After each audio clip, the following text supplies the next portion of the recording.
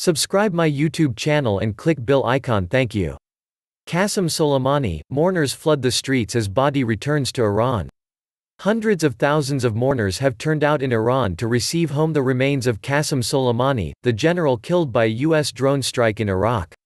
In Ahvaz, where Soleimani served during the Iran-Iraq War 1980–88, mourners chanted, "Death to America."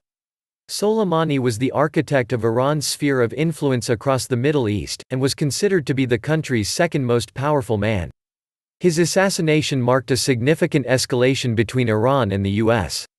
Iran's Supreme Leader Ayatollah Khamenei, who had a close personal relationship with Soleimani, has warned of severe revenge for the attack, and analysts say Iran may pursue cyber attacks against the U.S. or traditional attacks on U.S. targets or interests in the Middle East.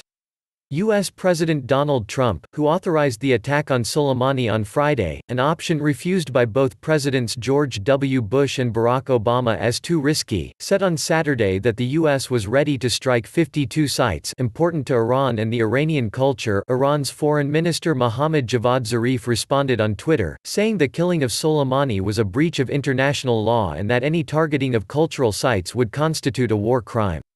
What is going on in Iran? Thousands of black-clad mourners gathered early on Sunday morning in the streets in Ahvaz in the southwest of Iran, where Soleimani's body had arrived before dawn.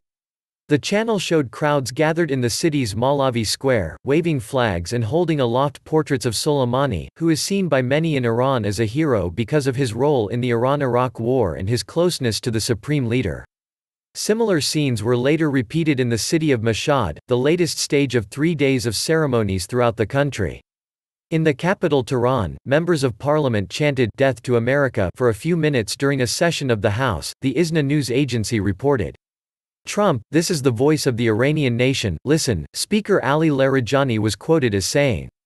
Soleimani's body was flown back to Iran from Iraq alongside the bodies of 5 other Iranians killed in the drone strike, and the body of Abu Mahdi al-Muhandis, an Iraqi who had commanded the Iranian-backed Kataib Hezbollah group and had also been killed.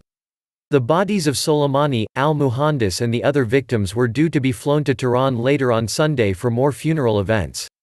On Monday, the Supreme Leader is expected to pray over Soleimani's remains at Tehran University, followed by a procession through the city. The general's remains will then be taken to the holy city of Qom for a ceremony ahead of a funeral in his hometown of Kerman on Tuesday. While there was mourning in Iran over Soleimani's death, there were also celebrations in the streets in Iraq and in Syria, where the general was instrumental in helping President Bashar al-Assad crush an uprising.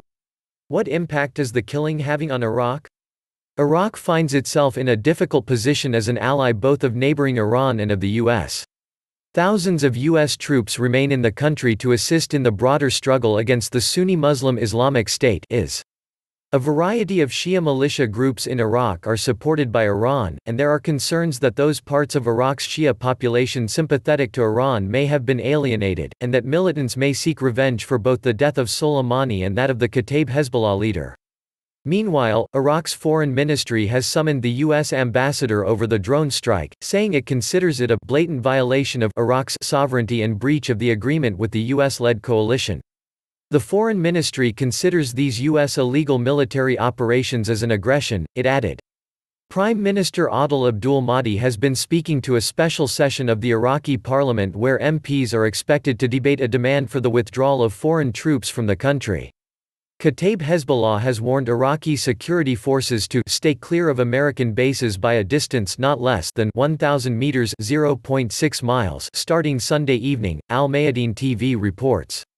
The U.S. has advised its citizens to leave Iraq immediately and has deployed 3,000 additional troops to the Middle East. What criticism does Trump face at home? Speaking after the attack on Friday, President Trump told the world that he had taken the decision to assassinate Soleimani because the general had been plotting imminent and sinister attacks on U.S. diplomats and military personnel in Iraq and elsewhere in the region. The Trump administration decided not to notify congressional leaders in advance of the attack, as previous presidents often did, and President Obama did before Osama bin Laden was killed in Pakistan in 2011. The White House sent its formal notification to Congress instead on Saturday, within the 48 hours after an attack that is required by U.S. law. Nancy Pelosi, the Democratic Speaker of the House of Representatives, said in a statement that the White House notification raised serious and urgent questions about the timing, manner and justification of the administration's decision to engage in hostilities against Iran. Ms. Pelosi said the decision to classify the entire document suggests that the Congress and the American people are being left in the dark about our national security. How has the attack strained relations between the U.S. and its allies? The surprise strike appeared to strain relations between the US and some European powers. French President Emmanuel Macron telephoned Iraq's acting prime minister to express support for the country's sovereignty. Iraq's leadership was not notified by the US ahead of the strike. UK Prime Minister Boris Johnson had not by Sunday morning made any comment about the strike or elected to cut short his holiday on the Caribbean island of Mystique. U.S. Secretary of State Mike Pompeo criticized the European response to the attack. Speaking to Fox News, he said, "Frankly, the Europeans haven't been as helpful as I wish that they could be. The Brits, the French, the Germans all need to understand that what we did, what the Americans did, saved lives in Europe as well."